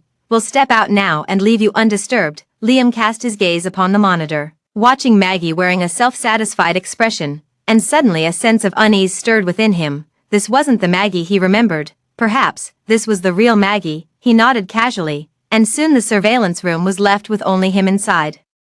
Liam walked over and directly pressed the downward-pointing triangular play button, and the first words he heard were Maggie's bold provocation. "Ms. Callista coming to see Chris. When I was raising it with Liam, we struggled for a long time over what to name it. What do you think of the name Chris?" For a moment, Liam would rather have believed he had imagined it. He dragged the surveillance video progress bar all the way to the beginning and once again heard Maggie say those words. The surveillance footage slowly advanced, and he gradually saw the full picture of what had happened that day. Maggie provoked. Callista retorted sarcastically. Maggie rode her horse to collide with Callista, and later, he held Maggie and hurled insults at Callista. Callista stood up and threw the ring at him. Finally, when everyone had left, Callista stood there, her face pale as she clutched her stomach. Seeing Callista lying on the ground unconscious, Liam instantly felt his eyes well up. So this was how she had lost their child. In this moment, Liam didn't even know who he should hate. The child he had lost was the one he had killed with his own hands. Liam suddenly raised his hand to cover his eyes, his eye sockets burning. Yet his heart felt cold. What right did he have left to say those words? "I don't want a divorce." And what right did he have to ask for Callista's forgiveness? He was even cheerfully thinking that Callista had made such a request because she wanted to give him a chance to make amends. She probably had anticipated this exact scene long ago. Liam slumped dejectedly in his chair, experiencing for the first time what it felt like to have 1,000 arrows pierce his heart. After a long while, he continued watching the video. The ring had originally fallen on the withered grass, then was swept away by someone, and after that, its whereabouts became unknown. He checked each surveillance point one by one, not missing a single detail, yet the ring had vanished just like that, leaving no trace to be found. Liam watched over and over again until his eyes grew sore and ached, but still found no trace of it. He couldn't get it back, just like Callista. Even if it has not been lost yet, it is destined to be lost. Knock knock knock. "Liam, the cleaning department has come to report that the ring you asked for has been found. Please take a look and see if this is the one." Liam paused his breath and suddenly stood up to open the door. Just then, he saw a ring quietly lying in the director's hand, the same ring he had personally placed on Callista's finger. Liam takes it and grips it tightly in his hand. "Yes, thank you for the trouble." The director hesitated, about to speak, when he saw Liam walking quickly toward the door. "By the way, after the veterinarian treating Chris arrives, carefully check whether there's any foreign object beneath the skin at the base of its tail." Liam walked outside and was just about to take out his phone to check his flight ticket when he saw a call from Liam's mom flashing on the screen first. "Liam, I heard from your assistant that you're back." "Perfect. Someone from the Moore family has arrived. Come over here for a moment." Liam's mom's voice no longer carried its former sharpness and decisiveness. Instead, it now held a noticeable tone of fatigue. "Have you been checking the trending topics lately? Rumors about you and Maggie keep emerging endlessly, and we can't suppress them at all. Liam, if you truly resent me that much for separating you back then from now on, I won't involve myself in your affairs anymore," she said. Liam paused and then replied softly, "Mom, it's not what you think. I'll handle things properly. Also, I don't want to divorce Callista." Liam's mom remained silent for a long time on the other end of the phone before hanging up directly. She held the phone in her hand and let out a long sigh. At the time, you didn't know how to cherish it. Now that things have come to this point, what's the use of thinking about it again? She took a deep breath, regaining her usual indifference and strength, and walked out the door. Meanwhile, online users were frantically theorizing about Maggie and Liam's dramatic wealthy family love affair. When suddenly a new item popped up on the trending list, parties involved respond, instinctively clicking in. Netizens saw that Liam had posted a new Twitter update. Maggie and I have long been a thing of the past. I hope everyone won't let baseless rumors affect my wife and family. Maggie walked out of the school with a bright smile still on her face. She didn't listen at all to what the bearded white teacher was saying in class, but this acting workshop did have several classmates from good family backgrounds. It would be good to build some connections. They might become useful contacts after returning to China. Maggie carefully calculated her next move. By this point, she understood well that while resources are certainly the most important in the entertainment industry, connections are also indispensable. Thinking of something, she took out her phone and prepared to call Liam to make dinner plans with him. However, the moment her phone, which had been turned off for a while, finally powered on, she was bombarded with countless messages and calls from her agent. A sudden wave of unease left her no time to check what her agent had sent. She immediately called back. "What's wrong, Maggie?" Her voice trembled as she asked this question. The agent's answer after a moment of silence nearly plunged her into an abyss. "Liam issued a statement cutting ties with you, saying you two were already history. Now the entire internet is boycotting you for knowingly being the other woman. All your endorsements have terminated their contracts with you, and the productions you were scheduled to work on are demanding compensation from the company for breach of contract. Maggie, you've been abandoned." Word by word, like thunder, shattered Maggie's momentary complacency. She held her phone, wanting to say something more, but her agent had already hung up. Maggie stood there, hastily opening Twitter, only to see Liam's merciless post. The word wife pierced Maggie's eyes, stinging intensely. Without a second thought, she dialed Liam's number, but it was turned off. For a moment, Maggie didn't even know what was happening, yet she was certain that if she couldn't win back Liam, she would inevitably be abandoned. She would never allow this. Maggie waited at the entrance of Liam's company division for 3 full days before finally seeing him. She rubbed her eyes hard until they hurt, then walked forward. "Liam, I saw what you posted on your Twitter. I'm glad you're willing to accept Mrs. Callista, which is exactly what I've always hoped to see. It might have been a misinterpretation from netizens regarding your words. Could you please clarify things for me publicly?" Liam stopped in his tracks, looking at her on the verge of tears. His expression suddenly complicated. "Really, Maggie, are you willing for me to become a loving husband with Callista?" Maggie felt a twitch in her brow, jealousy spilling like poison throughout her chest, but she still wore an innocent smile on her face. "Of course. I said back when we broke up that as long as you're happy, I can handle anything." Liam stared at her for 2 seconds before averting his gaze. "Yeah, I got it. Since we're on the same page, there's no need to clarify this matter. I've made myself very clear, unless, of course, some deeper scandal about you gets exposed. For example, how you colluded with your agent to secretly film at the hot spring resort, then called reporters to stage a whole drama yourselves." Maggie stood frozen as if under a spell, completely stunned. As Liam was about to leave, Maggie instinctively grabbed his hand. Feeling Liam's casual gaze upon her, she felt momentarily embarrassed, but soon, she spoke up. "Liam, this is just how the entertainment industry is. If I don't fight back, I'll just get completely devoured alive." Liam, seeing her struggling to keep up the act, solemnly said, "Maggie, I've had someone repair the surveillance footage of your injury at the stable that day." In Maggie's fleeting startled gaze, Liam smiled bitterly. "Because of a promise made in my youth, I chose you without hesitation. I never imagined that beneath your facade lay such a vicious heart. Maggie, if I ever discover that you are using my name to navigate the world of fame and fortune, don't blame me for being ruthless." Liam shook off her hand and walked into the branch office alone. Maggie stood there in a daze, remaining motionless for a long time before slowly turning around. Her departing figure looked desolate and lonely, with no one hearing the hoarse murmur between her lips. "Liam, it was you who promised to protect me. How dare you go back on your word now?"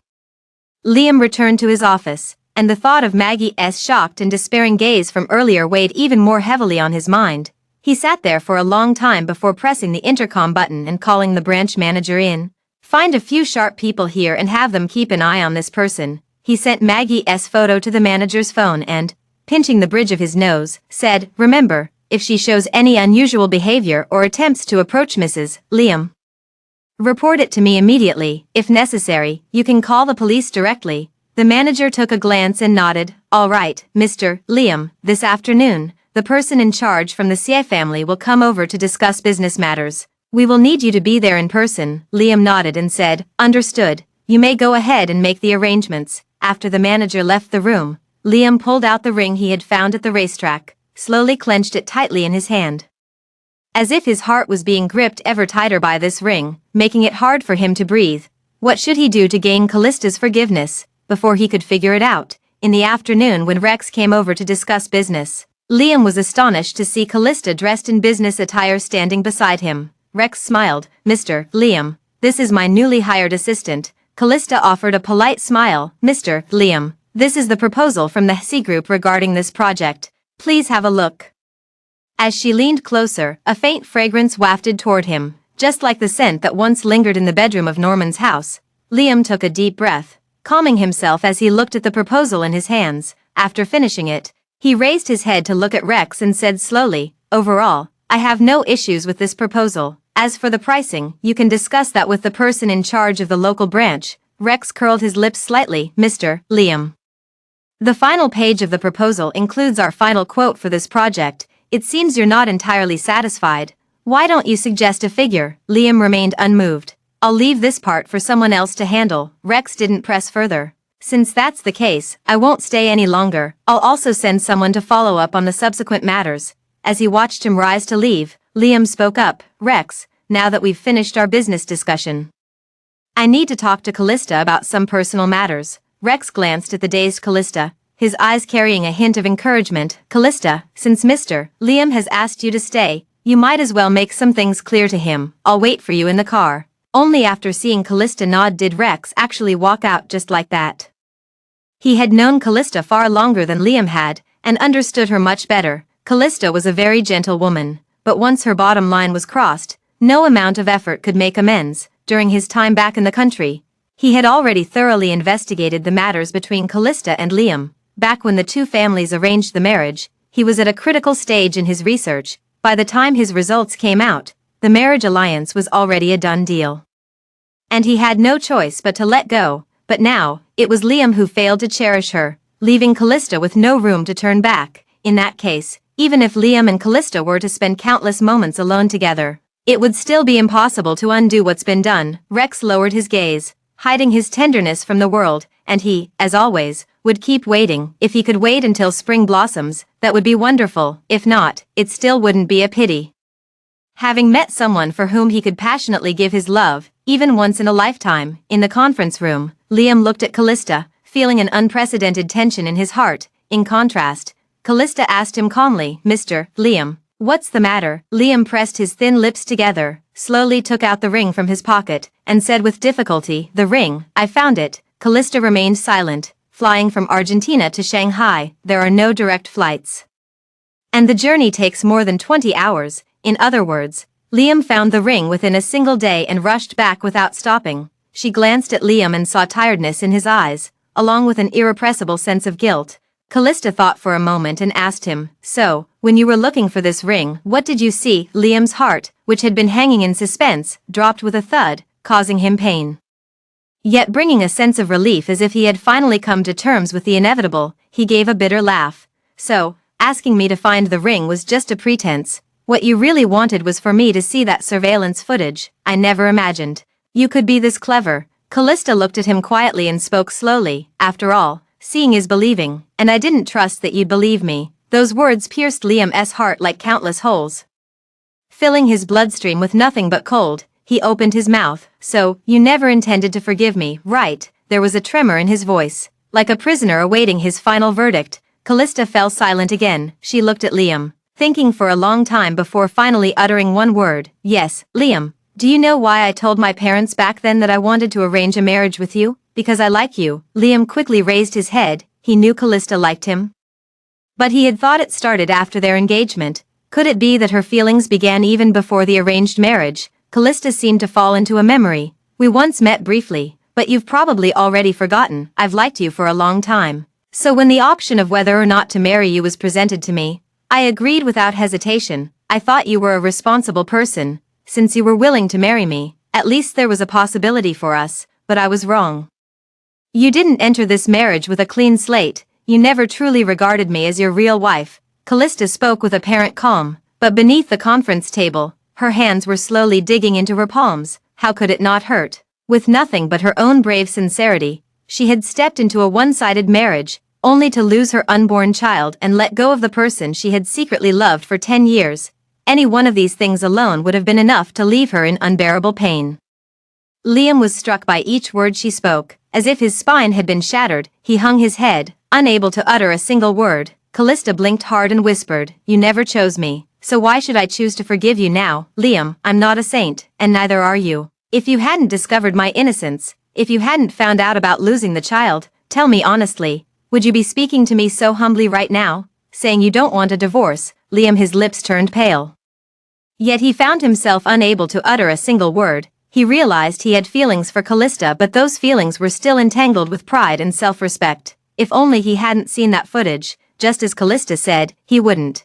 Liam slumped backward, his deep black eyes losing all their previous anticipation and certainty. He knew that from this moment on, he no longer had the qualification to ask for forgiveness. Callista, he couldn't keep her. People are always like this.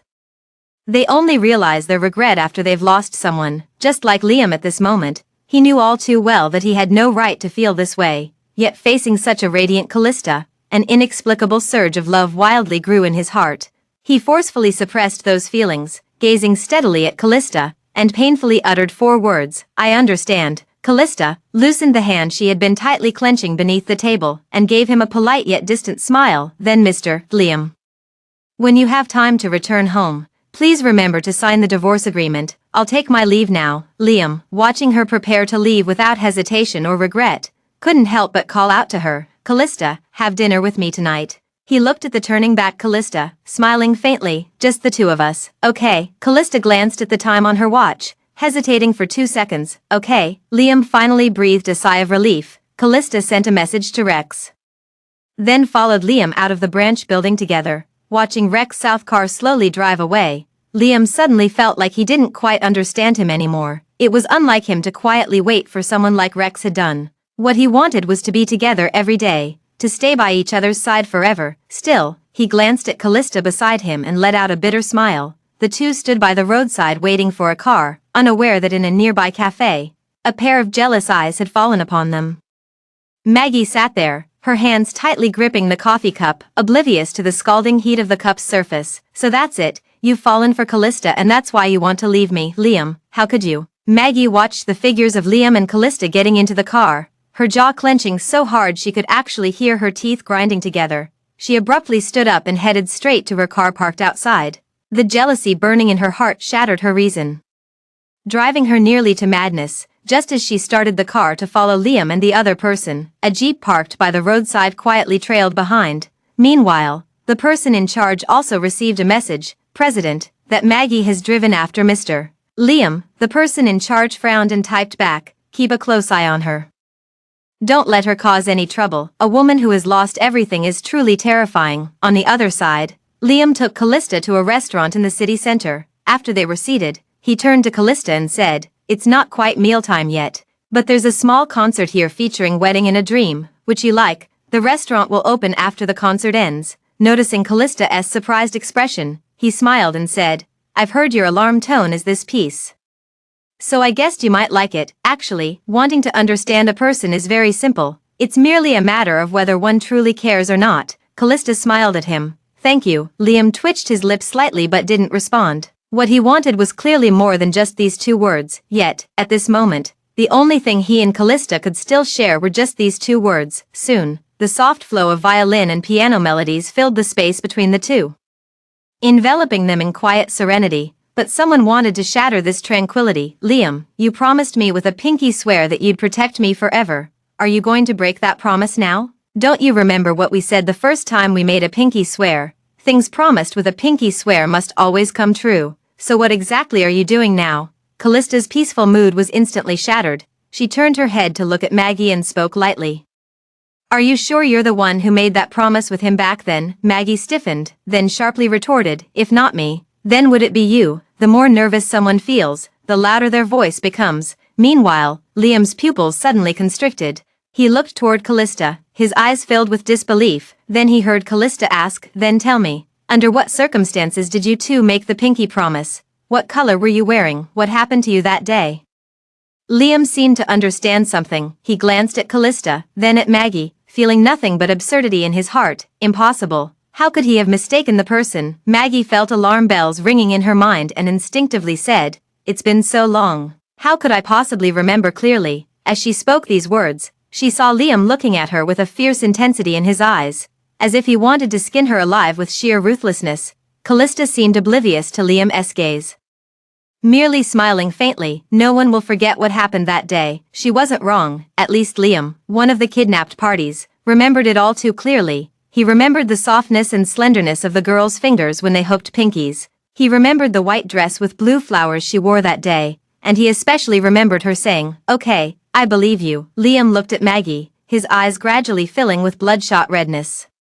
He not only belatedly realized who he truly liked, but had also been mistaken about the person all along, and Maggie, knowing all along that she wasn't the one he was looking for, had still managed to deceive herself for so long. Liam felt like he was going crazy, but before he could even react, Maggie, realizing something, completely snapped. Out of nowhere, a small knife appeared in her hand, and she lunged straight toward Callista, but her madness didn't last longer than 2 seconds.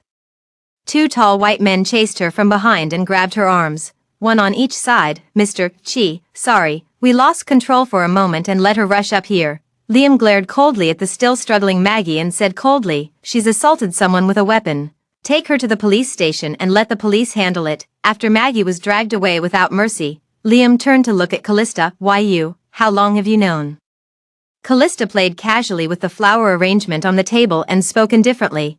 "On the day you left your phone at my apartment, I saw the note you left for Maggie," Liam urged anxiously. "But why didn't you tell me?" Callista lifted her eyelids to glance at him, smiling gently yet ruthlessly. Would it have made any difference? Liam felt his excited heart drenched by a bucket of ice water, instantly frozen into stillness. Callista lost her appetite and stood up, picking up her things.